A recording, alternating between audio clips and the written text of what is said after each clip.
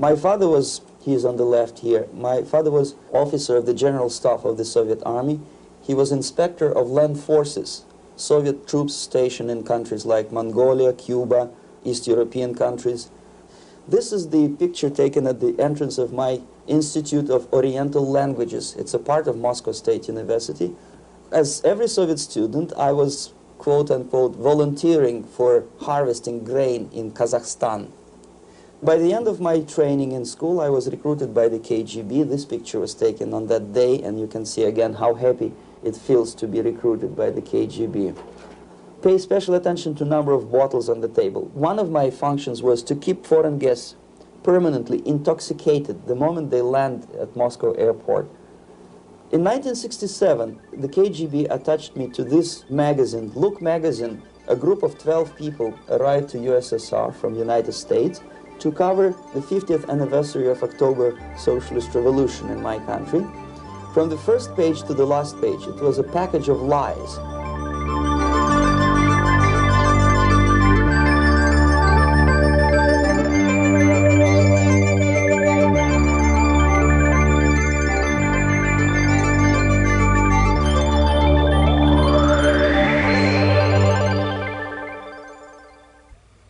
Our conversation is with Mr. Yuri Alexandrovich Bezmenov. Mr. Bezmenov was born in 1939 in a suburb of Moscow. He was the son of a high-ranking Soviet Army officer. He was educated in the elite schools inside the Soviet Union and became an expert in Indian culture and Indian languages. He had an outstanding career with Novosti, which was the, and still is, I should say, the press arm or the press agency of the Soviet Union. It turns out that this is also a front for the KGB. One of his interesting assignments was to brainwash foreign diplomats when they visited Moscow. And he'll tell us a little bit about how they did this and how they planted information which eventually wound up in the press of the free world. He escaped to the West in 1970 after becoming totally disgusted with the Soviet system, and he did this at great risk to his life. He certainly is one of the world's outstanding experts on the subject of Soviet propaganda and disinformation and active measures. Mr. Bezmenov, I'd like to begin by having you tell us a little bit about some of your childhood memories. Well, the most vivid memory of my childhood was Second World War, or to be more precise, the end of the Second World War, when all of a sudden United States, from a friendly nation, which helped us to defeat Nazism, turned overnight into a deadly enemy. And it was very shocking because all newspapers were trying to present an image of belligerent, aggressive American imperialism. Most of the things that we were taught is that United States is aggressive power, which is just about to invade our beautiful, free, socialist country, that American CIA is dropping Colorado beetles on our beautiful potato fields to eliminate our crops, and each schoolboy had a picture of Colorado bug on the back page of his notebook, and we were instructed to go into collective fields to search for those little Colorado bugs. Of course, we couldn't find any, neither we could find many potatoes, and that was explained again by the encroachments of the decadent imperialist power. The anti-American paranoia, hysteria in the Soviet propaganda was to such of such a higher degree that many less skeptical people or less stubborn would really believe that the United States is just about to invade our beautiful motherland, and some secretly hope that it will come true. That's interesting. Yes.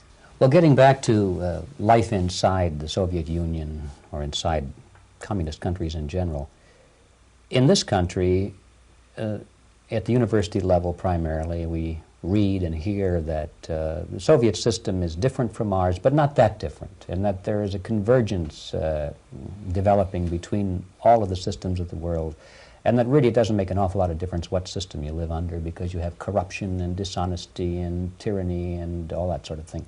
From your personal experience, what is the difference between life under communism and life in the United States? Well, life is obviously very much different for simple reason that the Soviet Union is a state capitalist economically. It's a state capitalism where an individual has absolutely no rights, no value, his life is nothing, it's just like an insect. He is disposable, whereby in the United States even the worst criminal is treated as a human being, he has a fair trial, and some of them capitalize on their crimes. They publish their memoirs in their prisons and get handsomely paid by your crazy publishers. The differences, of course, in the daily life are very various, depending on whom we are talking about. In my own private life, I never suffered from communism simply because I was brought up in a family of high-ranking military officer. Most of the doors were open for me. Most of my expenses were paid by the government, and I never had any troubles with the authorities or with the police. So, in other words, I would say I enjoyed, or I had good reasons to enjoy, all the advantages of so-called socialist system. Mm-hmm. My main motivations to defect had nothing to do with affluence. It was mainly moral indignation, moral protest, rebellion against the inhuman methods of the Soviet system. Well, specifically, what did you object to? I objected, first of all, against oppression of my own dissidents and intellectuals. And that was the most disgusting thing that I witnessed as a young man, young student, who was brought up a very troublesome period in our history, from Stalin to Khrushchev, from total tyranny and oppression to some kind of liberalization. Second, when I started working for the Soviet embassy in India, to my horror, I discovered that we are millions times more oppressive than any colonial or imperialist power in the history of mankind. That my country brings to India not freedom, progress, and friendship between the nations, but racism, exploitation, and slavery, and of course economical inefficiency to this country. Since I fell in love with India, I developed something which by KGB standards is extremely dangerous thing. It's called split loyalty, when an agent likes a country of assignment more than his own country. I literally fell in love with this beautiful country, a country of great contrasts, but also great humility, great tolerance, and philosophical and intellectual freedoms. My ancestors used to live in caves and eat raw meat when India was a highly civilized nation 6,000 years ago. So obviously the choice was not to the advantage of my own nation. I decided to defect and to entirely dissociate myself from that brutal regime. Mr. Bezmenov, we've read a lot about the concentration camps and the slave labor camps under the Stalin regime. Now the general impression in America is that those things are part of the past. Are they still going on today, or what is the status? Yes. There is no qualitative change in the Soviet concentration camp system. There are changes in numbers of prisoners. Again, this is unreliable Soviet statistics. We don't know how many political prisoners are there in the Soviet concentration camps. But we sure know from various sources that at each particular time there are close to 25 to 30 million of Soviet citizens who are virtually kept as slaves in forced labor camp system. The size of population of a country like Canada is serving terms as prisoners. Incredible. So I would say that those intellectuals who try to convince American public that concentration camp system is a thing of a past are either conscientiously misleading public opinion, or they are not very intellectual people. They're selectively blind. They lack intellectual honesty when they say that. Well, we've spoken about the intellectuals in this country and also the intellectuals in the Soviet Union. What about down at the broad mass level? Do the people in general, the working people, the workers in general in the Soviet Union, do they support the system? Do they tolerate it? What is their attitude? Well, average Soviet citizen, if there is such an animal, of course, does not like the system because it hurts, it kills. he may not understand the reasons. He may not have enough information or educational background to understand. But I doubt very much there are many people who are conscientiously supporting the Soviet system. There are not such people in USSR. Even those who have all the reasons to enjoy socialism, people like myself, who were a member of journalistic elite, they also hate the system for different reasons, though. Not because they lack material affluence, but because they are unfree to think, they are in constant fear, duplicity, split personality. And this is the greatest tragedy for my nation. Well, what do you think are the chances of the people actually overcoming their system or replacing it? There is a great possibility that system will sooner or later be destroyed from within. There is a self-destructive mechanism built into any socialist or communist or fascist system, because there is lack of feedback, because the system does not rely upon loyalty of population.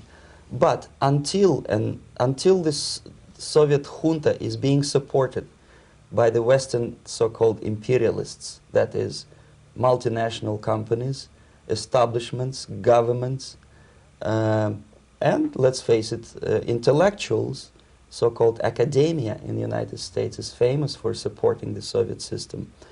As long as the Soviet junta will keep on receiving credits, money, technology, grain deals, and political recognition from all these traitors of democracy or freedom, there is no hope, there is not much hope for changes in my country, and the system will not collapse by itself simply because it's being nourished by so-called American imperialism. This is the greatest paradox in history of mankind, when capitalist world supports and actively nourishes its own destroyer, destructor.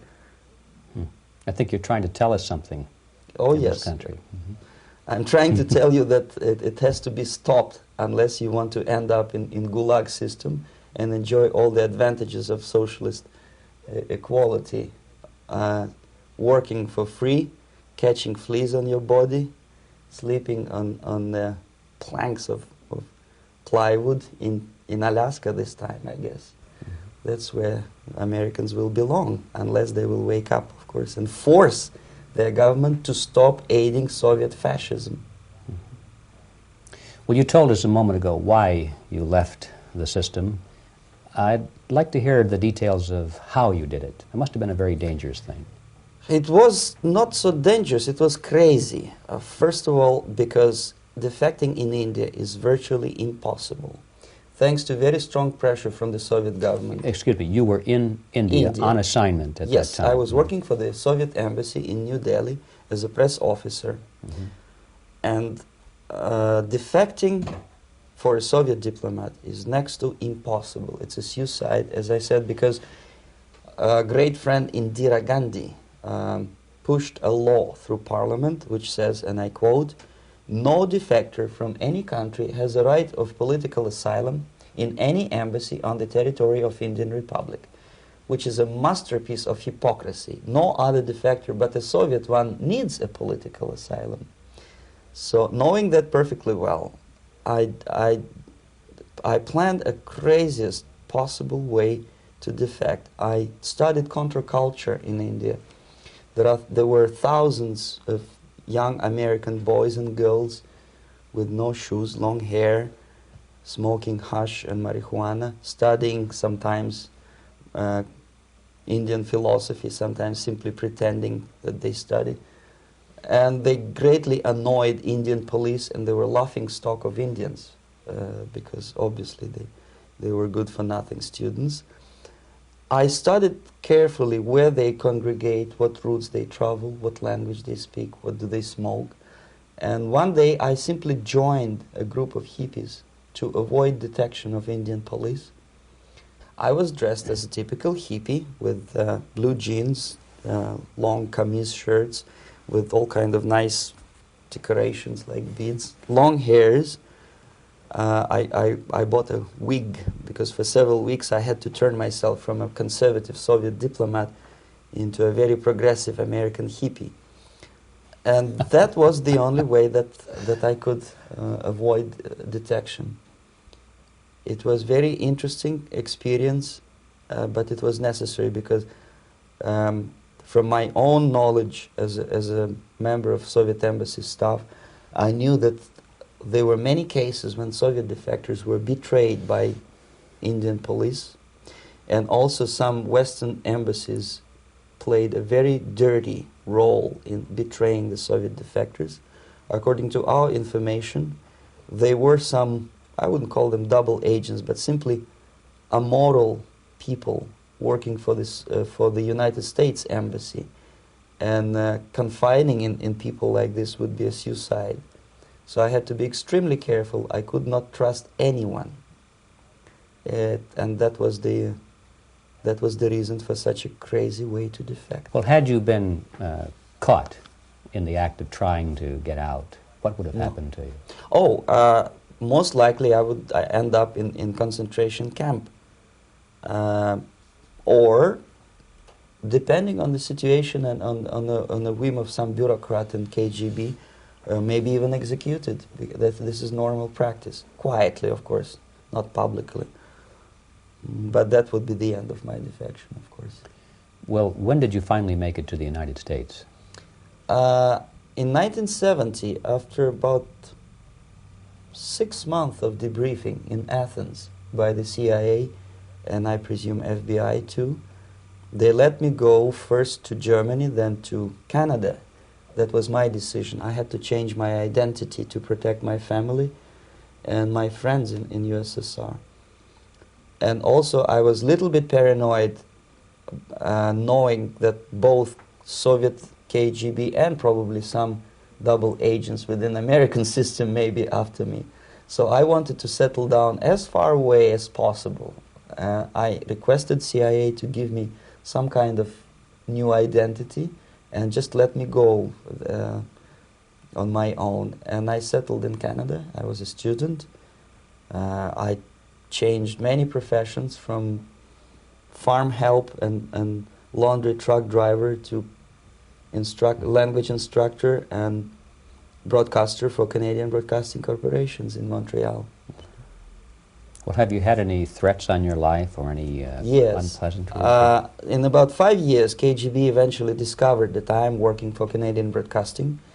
I made a very big mistake. I started working for overseas service of CBC, which is similar to Voice of America, in Russian language. And of course, monitoring service in USSR picked up every new voice. Every new announcer they would make it a point to discover who he is. And in 5 years, sure enough, slowly but surely, they discovered that I am not Thomas Schumann, that I am Yuri Alexandrovich Bezmenov, and that I am working for Canadian Broadcasting, and undermining beautiful détente between Canada and USSR. And the Soviet ambassador Alexander Yakovlev made it his personal effort to discredit me. He complained to Pierre Trudeau, who is known to be a little bit soft on socialism. And the management of CBC behaved in a very strange, cowardly way, unbecoming to representatives of an independent country like Canada. They listened to every suggestion that Soviet ambassador gave, and they started shameful investigation, analyzing content of my broadcasts to USSR. And sure enough, they discovered that some of my statements were probably would be offending to the Soviet Politburo. So I had to leave my job. And of course, subtle intimidations. They would say something like, please cross the street carefully because, you know, traffic is very heavy in Quebec. And fortunately, I know about the psychology and the logic of activity of the KGB, and I never allowed myself to be intimidated. This is the worst thing. This is what they expect a person, a defector, to be intimidated. Once they spot that you are scared, they keep on developing that line, And then eventually you either have to give up entirely and work for them, or they neutralize you. They would definitely stop all kind of political activity, which they failed to do in my case, because I was stubbornly working for the Canadian Broadcasting. And in response to their intimidations, I said that, look, this is a free country, and I am as free as you are. And I also can drive very fast. And gun control is not yet established in Canada, so I had a couple of good shotguns in my basement. So welcome to visit me someday with your Kalashnikovs machine guns. So obviously it didn't work. Intimidation didn't work. So they tried different approach, as I described. They approach on the highest level, on the level of Canadian bureaucracy. And on that level they were successful. On that level they were successful. On individual level they failed flat. Mr. Bezmenov has brought a series of slides with him that he has taken from the Soviet Union, and I think this is a good time to take a look at the slides. Yes. Now, the viewers will be able to see these slides as we talk about them. Yes, this is a collection of slides which are, some of them are snapshots from my family album, some of them are documents which I smuggled from the Soviet embassy, and some are reproductions from local mass media. I usually show them to establish my credibility as a defector. This is a picture of my native town, Mytishi, about 20 miles north from Moscow. Characteristically, there is a statue of Comrade Lenin in the central square. This is myself at the age of 7, again, characteristically, under the statue of Comrade Stalin, extending his friendly hand to peoples of the world. At that age, of course, I was still idealistically minded young communist, and I still believe that sooner or later things will go for better. But I realized that the system stinks, that something is fishy, and that ideology is fake, and the propaganda about advanced Soviet agriculture simply didn't meet the criteria of reality. If they talk about abundance of food and there is none in the stores, there must be something wrong. My father was, he is on the left here, my father was officer of the General Staff of the Soviet Army. He was inspector of land forces, Soviet troops stationed in countries like Mongolia, Cuba, East European countries. Were he alive today, most likely he would be inspecting Soviet troops in Nicaragua, Angola, and many other parts of the world. Fortunately, he died and he didn't see the disgrace, because deep inside he was a Russian patriot. He didn't like the idea of expanding Soviet military might, especially in the areas where we were not welcomed at all. Unlike many other military officers, he was reporting directly to the Minister of Defense, bypassing KGB and diplomatic service. In other words, he was a trusted military professional. And my impression that this type of people are much less hawkish and adventuristic than party bureaucrats in Kremlin. When American mass media describes Soviet military as potentially dangerous counterpart for Pentagon, I simply laugh, because I know better. I know that the most dangerous part of the Soviet power structures are not military at all. Most likely, if they come to power in my country, they'll be more sensible negotiators for nuclear disarmament and withdrawal of the Soviet troops from many parts of the world. But if someone from the party structure or the KGB structure were to give the orders for a military intervention, they have to obey, they would follow. Because they are professional military. But they, you see, the triangle of power and hate in USSR is the party at the top, the party elite, the oligarchy of the party, then the military and the KGB at the bottom. They hate each other. And the most hated triangle, the most hated corner of the triangle is the Communist Party bureaucrats. They are the most adventuristic, senile megalomaniacs. They can start war, I wouldn't be surprised. Not the military. They know what war is. Yes. At least my father did. This is the picture taken at the entrance of my Institute of Oriental Languages. It's a part of Moscow State University. I graduated in 1963. And I Now, excuse me, which one were you on? I am on the right. You're on the right. And on the left is my my schoolmate Vadim Smirnov, who later was a apparatchik in the Central Committee of the Soviet Union Communist Party. What is an apparatchik? It's a functionary, something like civil service in British Empire. Someone who is never fired from the service. He stays there internally. He may not be promoted too high, but he's a dependable bureaucrat who will stay forever. I studied not only languages, but also history, literature, even music. I'm on this picture. I'm trying to learn how to play Indian musical instrument. I even tried to look like an Indian when I was second-year student. Not bad, really. Yes, actually, it was strongly encouraged by the instructors in my school, because the graduates of my school were later on employed as diplomats, foreign journalists, or spies. As every Soviet student, I was quote-unquote volunteering for harvesting grain in Kazakhstan. This is a biggest agricultural blunder of the Soviet government. But I didn't have much choice, of course, because the communist motto borrowed from the Bible says, "Those who do not work shall not eat." And you can see me eating, therefore I was working, and you can see how happy I was about it.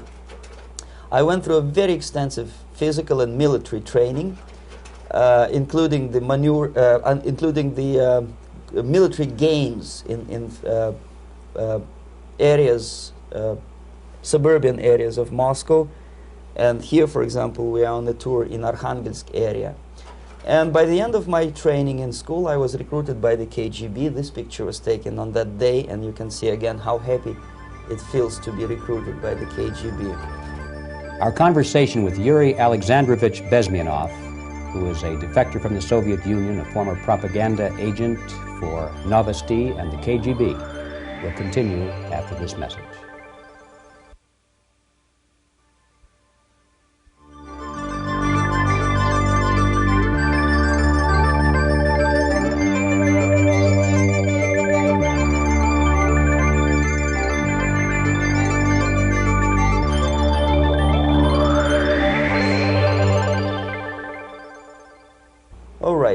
As every student in USSR, I went through very extensive physical and military training and civil defense training too. Unlike in the United States, where civil defense is virtually non-existent, zero.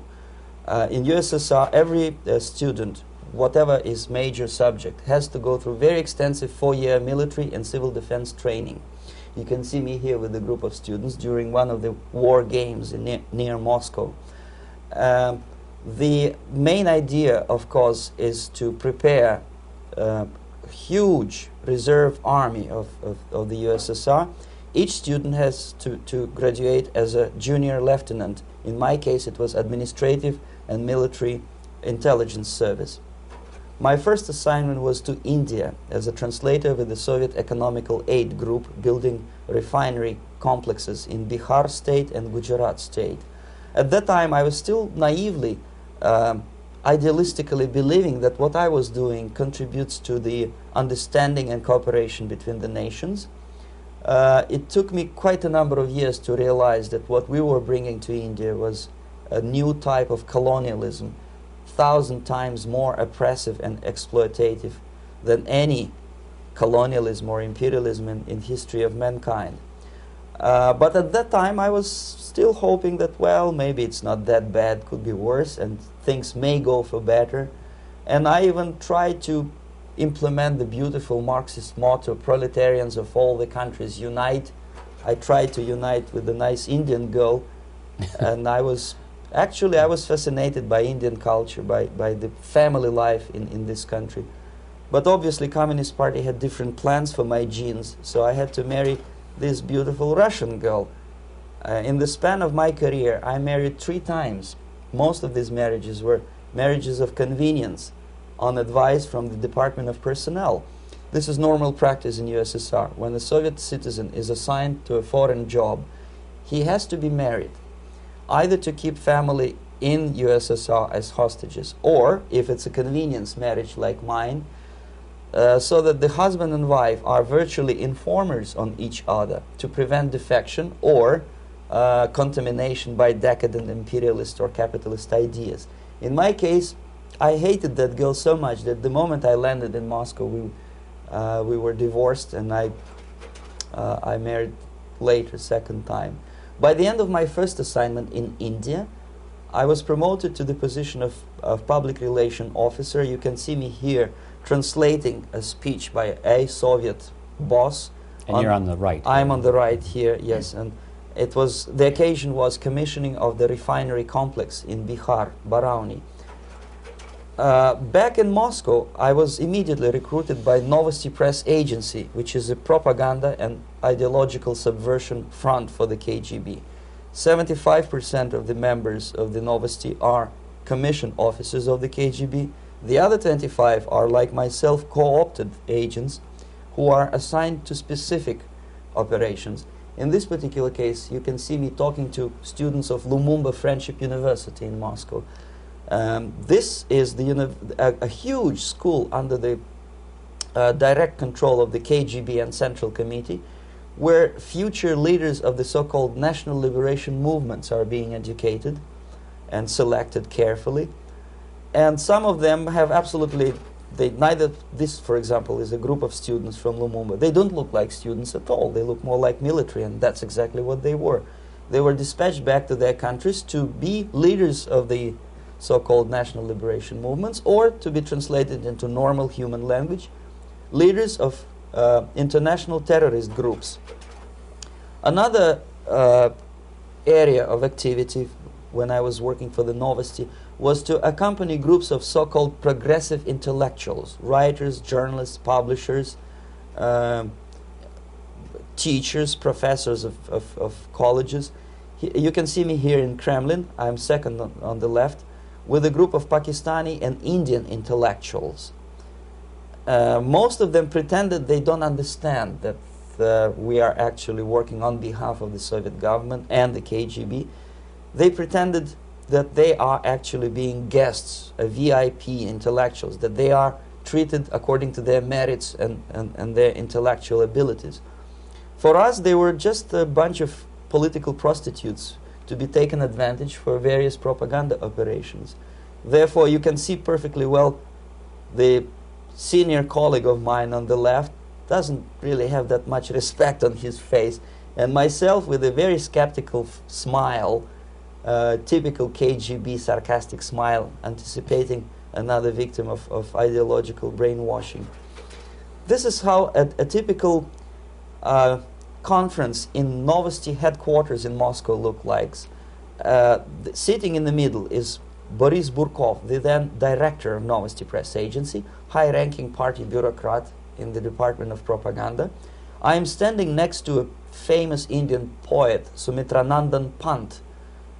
He was famous because he was an author. He was the author of a famous poem titled Rhapsody to Lenin. That's why he was invited to USSR, and everything was paid by the Soviet government. Pay special attention to number of bottles on the table. This is one of the ways to kill the awareness or curiosity of foreign journalists. One of my functions was to keep foreign guests permanently intoxicated the moment they land at Moscow airport. I had to take them to the VIP lounge and toast to friendship and understanding between the nations of the world. Glass of vodka, then a second glass of vodka. And in no time, my guests would be feeling very happy. They would see everything in kind of pink, nice color. And that's the way I had to keep them permanently for the next 15 or 20 days. At certain point in time, I had to withdraw alcohol from them so that some of them who are the most recruitable would feel a little bit shaky, guilty, trying to remember what they were talking last night. That's the time to approach them with all kind of nonsense, such as joint communique or statement for Soviet propaganda. That's the time they are the most flexible. And of course, what they didn't understand, they didn't realize or pretended not to realize, that myself, who was drinking together with them, was not drinking at all. I had ways to get rid of alcohol through various techniques, including special pills which were given to me by my colleagues. But they were taking it seriously. In other words, they would consume quite large volumes of alcohol and feel quite uneasy next morning. In 1967, the KGB attached me to this magazine, Look magazine. A group of 12 people arrived to USSR from United States to cover the 50th anniversary of October Socialist Revolution in my country. From the first page to the last page, it was a package of lies, propaganda cliché, which were presented to American readers as opinions and deductions of American journalists. Nothing could be far from truth. These were not opinions. They were not opinions at all. They were the clichés which the Soviet propaganda wants American public to think that they think. If it does make any sense at all. It sure does, because from the viewpoint of the Soviet propaganda, although there are some subtle criticism of the Soviet system, the basic message is that Russia today is a nice, functioning, efficient system supported by majority of population. That's the biggest lie. And of course, American intellectuals and journalists from Look magazine elaborated on that untruth in various different ways. They intellectualized that lie. They found all kinds of justifications for telling lies to American public. Excuse me, it was partly your job to make sure that they got these ideas, yes, and accepted them as their own ideas. Right. Actually, even before they arrived to USSR, and they paid astronomical sum of money for that visit, they were submitted, this Novosti Press Agency developed so-called backgrounders, 20-25 pages of information and opinions which were presented to the journalists even before they bought their tickets to Moscow. They had to analyze the situation, and judging on their reaction to that backgrounder, the local Novosti representative or local Soviet diplomat in Washington, D.C. would assess whether they be given visa to USSR or not. So but they were selected ahead of time. Oh yes, they were pre-selected very carefully, and there is not much chance for honest journalists to arrive to USSR and to stay there for 1 year and to bring this package of lies back home. This, for example, is a centerfold of the Look magazine. They presented this monument erected by Communist Party in Stalingrad as the symbol, personification of Russian military might. And they said in the article, which is published on the site, that Soviets are very proud of the victory in the Second World War. This is another big myth, a lie. No sensible people would be proud to lose 20 millions of their countrymen in a war which was started by Genoese Hitler and Comrade Stalin and paid by American multinationals. Most of the Soviet citizens look at this type of monuments with disgust and sorrow, because every family lost father, brother, sister, or child in the Second World War. Yet American journalists who were trying to appease, to please their hosts, presented this picture on the centerfold as the symbol and personification of Soviet national, they call it Russian national spirit. And it was greatest misconception and a very tragic misunderstanding. Of course, Look magazine was not distributed in USSR. The main audience was in the United States. But I presume that many Americans, millions of Americans who were reading Look magazine at that time, had absolutely wrong idea about the sentiments of my nation, about what the Soviets are proud of and what they hate. This is a group, you see the same lady with the sword in Stalingrad. This is the group of journalists. Myself is in the center with the same devilish smile. And Mr. Philip Harrington is on the extreme left there with his camera. This is the gentleman which was so deaf or so uninterested in what I had to say to him. This is the same picture, a blow-up of the same picture. Many guests from various countries, in this particular case from Asia and Africa, were taken by me as a Novosti Press Agency employee for a tour across Siberia, for example. We would show them typical kindergarten, you see, nothing special by American standards, just nice children sitting, eating their breakfast or lunch. What they could not understand, or they pretended not to understand, that this is an exemplary kindergarten. This is not the kindergarten for average person or average family in USSR. And we maintain that illusion in their minds. You can see myself under the red spot in the middle there, with the same business-like expression. I'm doing my job. That's what I'm assigned to do, and that's what I was paid to do. But deep inside, I still hope that at least some of these useful idiots would understand that what they are looking at has nothing to do with the level of affluence in my nation. This is a better picture which reflects the true spirit of the Soviet childhood. This picture was printed in a Canadian government publication by mistake. In the middle, you can see children playing on a small courtyard, and the caption goes, "This is a typical kindergarten in Siberia."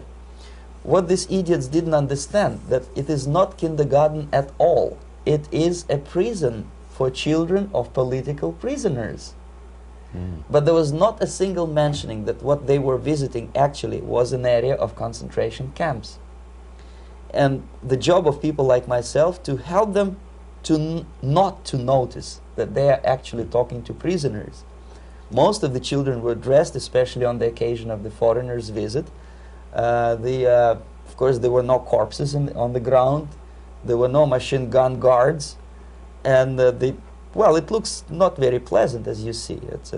It looks dull, but obviously it does not create an impression that this is actually a prison. Well, did any of the journalists have the curiosity to ask about prisons and that kind of thing? Yes. They were in Siberia. Yes. This is what you associate. Yes, some of them asked questions, and naturally we would give them, for the stupid question, we give them stupid answer. No, there are no prisons in Siberia. No, most of the people who you see are free citizens of USSR. They are very happy to be here, and they are contributing to the glory of the socialist system. Some of them pretended that they believe what I was telling them, and most of them, we may discuss it later, what are the motivations of these people? Why would they stubbornly bring lies to their own population through their own mass media? I have various answers to this. There is not a single explanation. It's a complex of explanations. It's fear, pure biological fear. They understand that they are on the territory of an enemy state, a police state. And just to save their rotten skins and their miserable jobs, their affluence back home, they would prefer to tell a lie than to ask truthful questions and report truthful information. Second, most of these schmucks were afraid to lose their jobs, because obviously if you tell truth about my country, you will not last long as a correspondent of New York Times or Los Angeles Times. They will fire you. What kind of correspondent are you? You obviously cannot find common language with Russians if they kick you out in 24 hours. So just by trying to be conformist to their own editorial bosses, they tried not to offend the sentiments of the Soviet administrators and people like myself. Deep inside, I hope they would insult my or offend my sentiments. Obviously, they preferred not to. Another reason, I refuse to believe it, but obviously, there is another reason. Obviously, it's a greed. These people earn a lot of money. When they come back to USA, they claim that they are experts on my country. They write books which sells in million copies, titled like Russians, The Truth About Russia. Most of it is lie about Russia. Yet they claim to be Sovietologists. They play back myth about my country, the propaganda cliches. Yet they stubbornly resist the word of truth. If a person like Solzhenitsyn is either defecting or kicked out of USSR, they try all their best to discredit him and to discourage him. I don't have much chance to appear on national network with a true story about my country. But a useful idiot like Hendrik Smith or Robert Kaiser, they are big heroes. They come back from USSR. They say, oh, we were talking to dissidents in Russia. Big deal. Soviet dissidents are chasing American correspondents in the streets, and they are cowardly escaping from these contacts. For some strange reason, if you want to know more about Spain, you refer to Spanish writers. If you want to learn more about French, you read French writers. Even about Antarctica, I bet you would read Penguins. Only about the Soviet Union, for some strange reason, you read Hendricks and Schmendricks and all kind of Kissingers, because they claim that they know more about my country. They know nothing, or next to nothing, or they pretend that they know more than they actually do. I would say they are dishonest people who lack integrity and common sense and intellectual honesty. They bring back all kind of stories like that. A kindergarten in Siberia. Omitting the most important fact, it's a prison for children of political prisoners. Another greatest example of monumental idiocy of American politicians. Edward Kennedy was in Moscow, and he thought that he is a popular, charismatic American politician who is easygoing, who can smile, dance at the wedding in Russian Palace of Marriages. What he did not understand, or maybe he pretended not to understand, that actually he was being taken for a ride. This is a staged wedding, especially to impress foreign media or useful idiots like Ed Kennedy. Most of the guests there, they had security clearance, and they were instructed what to say to foreigners. This is exactly what I was doing. You can see me in the same damn wedding palace in Moscow where Ed Kennedy was dancing here. You see, smiling. He thinks he's very smart. From the viewpoint of Russian citizens who observe this idiocy, he's narrow-minded, egocentrical idiot who tries to earn his own popularity through participation in propaganda farces like this. Here you can see myself. On the right, again, exemplary Soviet bride. On the left, 3 journalists from various countries, Asia, Africa, and Latin America. Obviously, they enjoying the situation. They will go back home and write the reports. We were present on a regular Soviet wedding. They were not present on a regular Soviet wedding. They were present, they were parts of a farce, of a circus performance. Another thing which I had to sometimes risking my life to explain to foreigners. Time magazine, for example, is very critical of South African racist regime.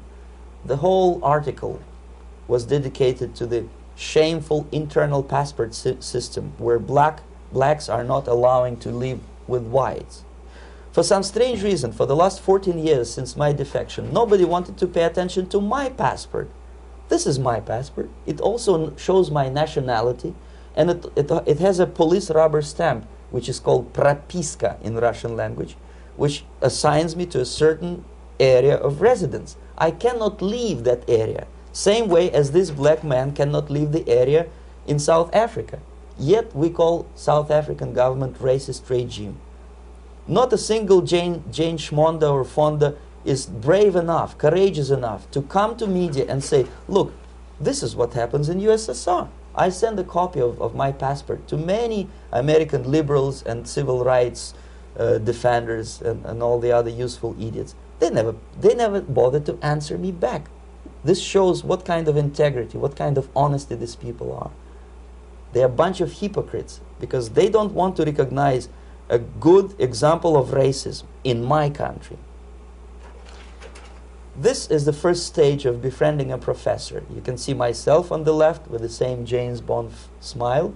On the right is my KGB supervisor, Comrade Leonid Mitrokhin, and in the middle a professor of political science in Delhi University. The next stage would be to invite him to a gathering of Indo-Soviet Friendship Society. There he is sitting next to his wife before he is being sent to USSR for a free trip. Everything is paid by the Soviet government.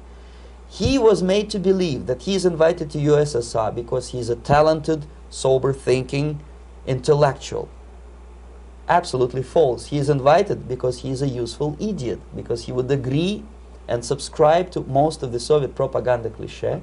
And when he is coming back to his own country, he is going for years and years to teach the beauties of Soviet socialism to newer and newer generations of his students, thus promoting the Soviet propaganda line.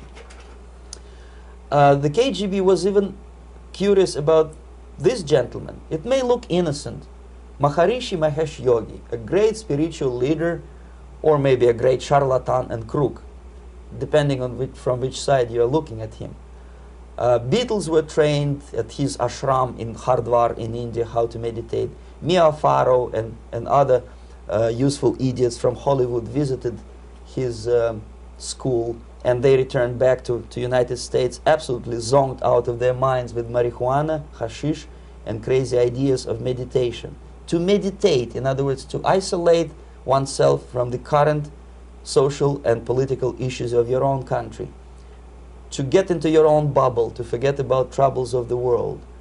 Obviously, KGB was very fascinated with such a beautiful school, such a brainwashing center for stupid Americans. I was dispatched by the KGB to check what kind of VIP Americans attend this school. That's you on the left. Yes, I'm on the left. I was trying to get enrolled in that school. Unfortunately, the Maharishi Mahesh Yogi asked too much. He wanted $500 American for enrollment.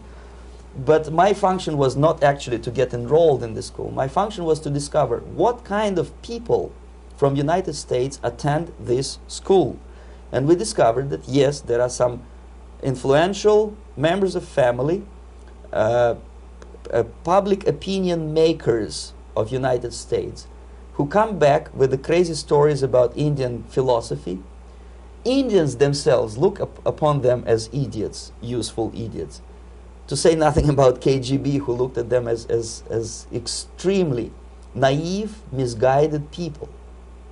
Obviously, a VIP, say a wife of a congressman, or a prominent Hollywood personality, after being trained in that school, is much more instrumental in the hands of manipulators of public opinion and KGB than a normal person who understands, who looks through this type of fake religious training. Why would they be more susceptible to manipulation? I just mentioned that because, you see, a person who is too much involved in introspective meditation.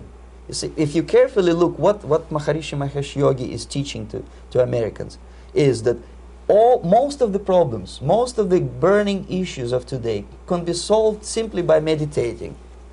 Don't rock the boat. Don't get involved. Just sit down, look at your navel, and meditate. And the things, due to some strange logic, due to cosmic vibration, will settle down by themselves. This is exactly what the KGB and Marxist-Leninist propaganda wants from Americans, to distract their opinion, attention, and mental energy from real issues of United States into a non-issues, into a non-world, non-existent harmony. Obviously, it's more beneficial for the Soviet aggressors to have a bunch of duped Americans than Americans who are self-conscious, healthy, physically fit, and alert to the reality. Maharishi Mahesh Yogi obviously is not on the payroll of the KGB. But whether he knows it or not, he contributes greatly to demoralization of American society.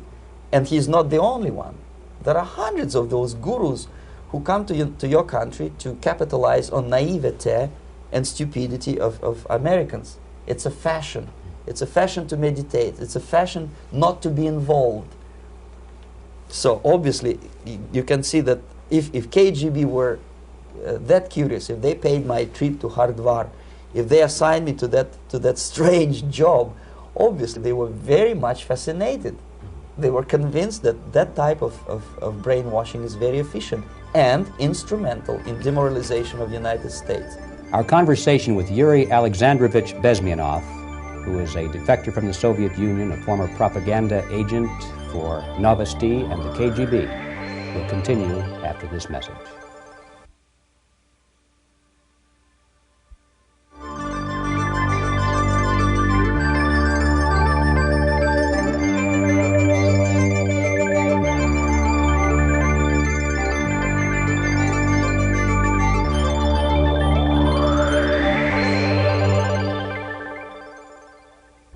This picture shows the part of the building of USSR embassy and my supervisors. On the left is Comrade Mehdi, an Indian communist, and on the right, Comrade Mitrokhin, my supervisors in the secret department of research and counter-propaganda. It has nothing to do with either research or counter-propaganda.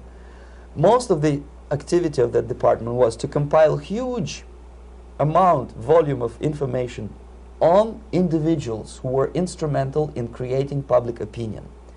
Publishers, editors, journalists, actors, educationalists, professors of political science, members of parliament, representatives of business circles. Most of these people were divided roughly in two groups. Those who would toe the Soviet foreign policy, they would be promoted to the positions of power through media and public opinion manipulation. Those who refused the Soviet influence in their own country would be character assassinated or executed physically come revolution. Same way as in the small town of Hue in South Vietnam, several thousands of Vietnamese were executed in one night when the city was captured by Viet Cong for only 2 days. And American CIA could never figure out how could possibly communists know each individual, where he lives, where to get him, and would be arrested in one night, basically in some 4 hours before dawn, put on a van, taken out of the city limits and shot. The answer is very simple. Long before communists occupied the city, there was extensive network of informers, local Vietnamese citizens, who knew absolutely everything about people who are instrumental in public opinion, including barbers and taxi drivers. Everyone who was sympathetic to the United States was executed. Same thing was done under the guidance of the Soviet embassy in Hanoi, and same thing I was doing in New Delhi. To my horror, I discovered that in the files where people were doomed to execution, there were names of pro-Soviet journalists with whom I was personally friendly. Pro-Soviet? Yes. They were idealistically minded leftists who made several visits to USSR, and yet the KGB decided that come revolution or drastic changes in political structure of India, they will have to go. Why is that? Because they know too much. Simply because, you see, the useful idiots, the leftists who are idealistically believing in the beauty of Soviet socialist or communist or whatever system, when they get disillusioned, they become the worst enemies. That's why my KGB instructors specifically made a point, never bother with leftists. Forget about these political prostitutes. Aim higher. This was my instruction. Try to get into large circulation, established conservative media. Filthy rich movie makers, intellectuals, so-called academic circles. Cynical, egocentric people who can look into your eyes with angelic expression and tell you a lie. These are the most recruitable people, people who lack moral principles, who are either too greedy or too suffer from self-importance. They feel that they matter a lot. These are the people who KGB wanted very much to recruit. But to eliminate the others, to execute the others, don't they serve some purpose? Wouldn't they be the ones they rely on? They serve purpose only at the stage of destabilization of a nation. For example, your leftists in United States, all these professors and all these beautiful civil rights defenders, they are instrumental in the process of the subversion only to destabilize the nation. When their job is completed, they are not needed anymore. They know too much. Some of them, when they get disillusioned, when they see that Marxist-Leninists come to power, obviously they get offended. They think that they will come to power. That will never happen, of course. They will be lined up against the wall and shot. But they may turn into the most bitter enemies of Marxist-Leninists when they come to power. And that's what happened in Nicaragua. You remember most of these former Marxist-Leninists were either put to prison or one of them split, and now he's working against Sandinistas. It happened in Grenada when Maurice Bishop was already a Marxist. He was executed by a new Marxist who was more Marxist than this Marxist. Same happened in Afghanistan when first there was Taraki, he was killed by Amin, then Amin was killed by Babrak Karmal with the help of KGB. Same happened in Bangladesh when Mujibur Rahman, very pro-Soviet leftist, was assassinated by his own Marxist-Leninist military comrades. It's the same pattern everywhere.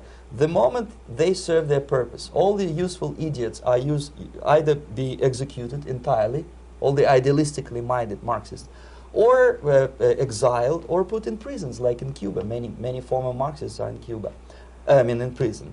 So most of the Indians who were cooperating with the Soviets, especially with our Department of Information of the USSR Embassy, were listed for execution. And when I discovered that fact, of course I was sick. I was mentally and physically sick. I thought that I'm going to explode one day during the briefing at the ambassador's office. I would stand up and say something that we are basically a bunch of murderers. That's what we are. It has nothing to do with friendship and understanding between the nation and blah, blah, blah. We are murderers. We behave as a bunch of thugs in a country which is hospitable to us, a country which with ancient traditions. But I did not defect. I tried to get the message across. To my horror, nobody wanted even to listen, least of all to believe what I had to say. And I tried all kinds of tricks. I would leak information through letters or lost documents or something like that. And still I got no message. The message was not published, even in the conservative mass media of India. The immediate impulse to defect was Bangladesh crisis, which was described by American correspondents as Islamic grassroots revolution, which is absolute baloney. There was nothing to do with Islam, and there was no grassroots revolution. Actually, there are no grassroots revolutions, period. Any revolution is a byproduct of a highly organized group of conscientious and professional organizers, but has nothing to do with grassroots. In Bangladesh, it was nothing with grassroots. Most of the Awami League party members, Awami League means People's Party, were trained in Moscow in the high party school. Most of the Mukti Fauj leaders, Mukti Fauj in Bengali means People's Army, same as SWAPO and all kind of liberation armies all over the world, the same bunch of useful idiots. They were trained at Lumumba University and various centers of the KGB in Simferopol, in Crimea, and in Tashkent. So when I saw that Indian territory is being used as a jumping board to destroy East Pakistan, I saw myself thousands of so-called students traveling through India to East Pakistan, through the territory of India, and Indian government pretended not to see what's going on. They knew perfectly well, the Indian police knew it, the intelligence department of Indian government knew it, the KGB of course knew it, and the CIA knew it. That was most infuriating, because when I defected and I explained to the CIA debriefers they should watch out because East Pakistan is going to erupt any moment, they said I was reading too many James Bond novels. Anyway, so East Pakistan was doomed. One of my colleagues in the Soviet consulate in Calcutta, when he was dead drunk, he ventured into the basement to relieve himself, and he found big boxes which said printed matter to Dhaka University. Dhaka is the capital of East Pakistan. And since he was drunk and curious, he opened one of the boxes and he discovered not printed matter. He discovered Kalashnikov guns and ammunition in there. Anyway, it's a long story. When I saw the preparations for the invasion into East Pakistan, obviously I wanted to defect immediately. The only thing I couldn't at that time make up my mind when and where and how. One of the reasons, of course, you see, I was in love with India. I mentioned it before. I spoke the languages. I socialized with people. And I understood that I had to act fast unless I want this beautiful country to be permanently and irreparably damaged by our presence. One of the reasons not to defect was, as you can see, I was living in relative affluence. Who the hell in the normal mind would defect and do what? To be abused by your media, to be called McCarthyist and fascist and paranoid, or to drive a taxi in New York City? What for? What the hell for should I defect?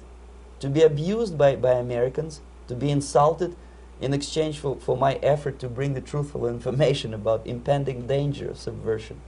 As you can see, I was living in quite a comfortable conditions next to swimming pool, where Indians were not allowed, by the way. I was highly paid expert in propaganda. I had my family. I was respected by my nation. My career was cloudless. The third reason, how to defect with the family. To defect with the baby and the wife would be virtual suicide, because according to law, that hypocritical law which I quoted before, the Indian police will have to hand me over back to the KGB, and that will be the end of my defection and probably my life. Again, I cannot smuggle my wife because she was not quite sure what I was doing. She was not that idealistically involved, and she was definitely not in the total picture of what I was doing for the KGB. She would be shocked if I put her in my van and drive her to the American embassy or elsewhere. That would be a greatest danger. So again, I had to defect in such a way that my defection would look as simple disappearance. And there were many cases like that when the Soviet agents simply disappeared, either killed in action or, thanks to their curiosity and their close contacts with radicals, some of them were killed by the Marxists, by the way. It happened in many African countries when the Soviet KGB were killed by Africans themselves. Not because they hated Marxism-Leninism, but because they were simply trigger-happy bunch of unruly characters. If you give them a machine gun, they will shoot. And some of the Soviets obviously were not careful enough to protect themselves, and they got into embarrassing situations when they were shot at the crossfire between factions of so-called liberation movements. Anyway, so I decided, as I said, to study the counterculture. I decided this probably would be the best way to disappear.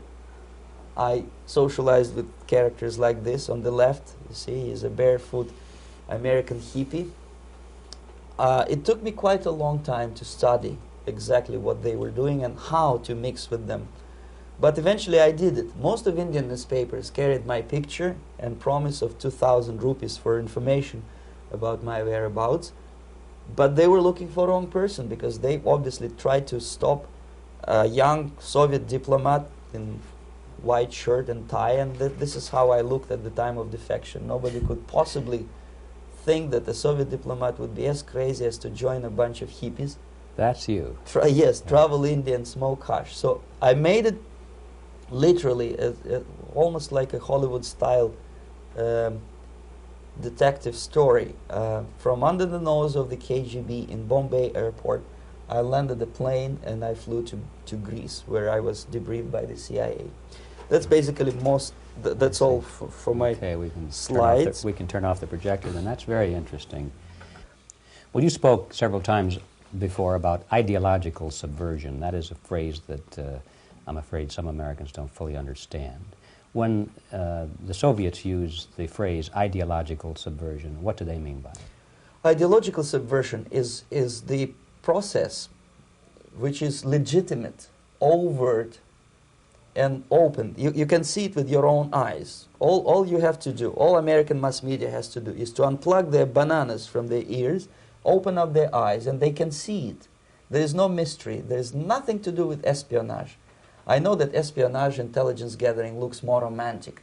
It sells more deodorants through the advertising, probably. That's why your Hollywood producers are so crazy about James Bond type of thrillers.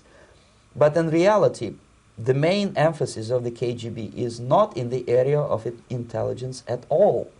According to my opinion and opinion of many defectors of my caliber, only about 15% of time, money, and manpower is spent on espionage as such. The other 85% is a slow process which we call either ideological subversion or active measures, активные мероприятия in the language of the KGB, or psychological warfare. What it basically means is to change the perception of reality of every American to such an extent that despite of the abundance of information, no one is able to come to sensible conclusions in the interests of defending themselves, their families, their community, and their country.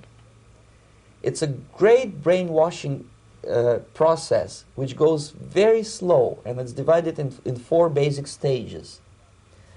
The first one being demoralization. It takes from 15 to 20 years to demoralize a nation. Why that many years? Because this is the minimum number of years which requires to educate one generation of students in the country of your enemy, exposed to the ideology of the enemy. In other words, Marxism-Leninism ideology is being pumped into the soft heads of at least 3 generations of American students without being challenged or counterbalanced by the basic values of Americanism, American patriotism. The result you can see. Most of the people who graduated in the 60s, dropouts or half-baked intellectuals, are now occupying the positions of power in the government, civil service, business, mass media, educational system. You are stuck with them. You cannot get rid of them. They are contaminated. They are programmed to think and react to certain stimuli in a certain pattern. You cannot change their mind, even if you expose them to authentic information, even if you prove that white is white and black is black. You still cannot change the basic perception and the logic of behavior. In other words, these people, the process of demoralization is complete and irreversible. To get rid society of these people, you need another 20 or 15 years to educate a new generation of patriotically minded and common sense people who would be acting in favor and in the interests of United States society. And yet these people who've been programmed and, as you say, in place and Yes. who are favorable to an opening with the Soviet concept, these are the very people who would be marked for extermination in this country? Most of them, yes.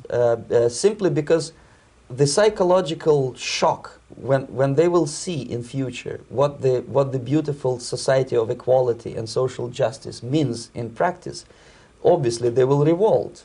They will be very unhappy, frustrated people. And the Marxist-Leninist regime does not tolerate these people. Obviously they will join the links of dissenters, dissidents. Yes. Unlike in present United States, there will be no place for dissent in future Marxist-Leninist America. Here you can get popular like Daniel Ellsberg and filthy rich like Jane Fonda for being dissident, for criticizing your Pentagon. In future, these people will be simply squashed like cockroaches. Nobody is going to pay them nothing for their beautiful, noble ideas of equality. This they don't understand, and it will be greatest shock for them, of course. The demoralization process in the United States is basically completed already. For the last 25 years. Actually, it's overfulfilled because demoralization now reaches such areas where previously not even Comrade Andropov and all his experts would even dream of such a tremendous success. Most of it is done by Americans to Americans, thanks to lack of moral standards. As I mentioned before, exposure to true information does not matter anymore. A person who was demoralized is unable to assess true information. The facts tell nothing to him. Even if I shower him with information, with authentic proof, with documents, with pictures, even if I take him by force to the Soviet Union and show him concentration camp, he will refuse to believe it until he is going to receive a kick in his fat bottom. When a military boot crashes his balls, then he will understand, but not before that. That's the tragic of the situation of demoralization. So basically America is stuck with demoralization, and unless, even if you start right now, here, this minute, you start educating new generation of Americans, it will still take you 15 to 20 years to turn the tide of ideological perception of reality back to normalcy and patriotism. The next stage is destabilization. This time, subverter does not care about your ideas and the patterns of your consumption. Whether you eat junk food and get fat and flabby, it doesn't matter anymore. This time, and it takes only from 2 to 5 years to destabilize a nation, what matters is essentials: economy, foreign relations, defense systems. And you can see it quite clearly that in some areas, in such sensitive areas as defense and economy, the influence of Marxist-Leninist ideas in the United States is absolutely fantastic. I could never believe it 14 years ago when I landed in this part of the world that the process will go that fast. The next stage, of course, is crisis. It may take only up to 6 weeks to bring a country to the verge of crisis. You can see it in Central America now. And after crisis, with a violent change of power, structure, and economy, you have so-called the period of normalization. It may last indefinitely.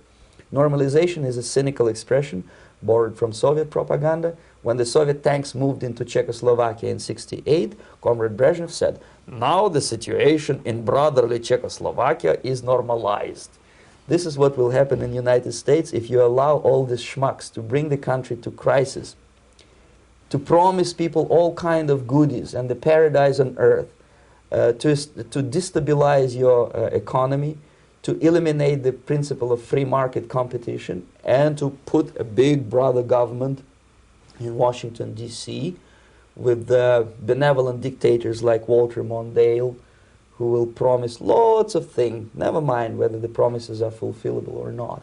He will go to Moscow to kiss the bottoms of new generation of Soviet assassins, never mind. He will create false illusions that the situation is under control. Situation is not under control. Situation is disgustingly out of control.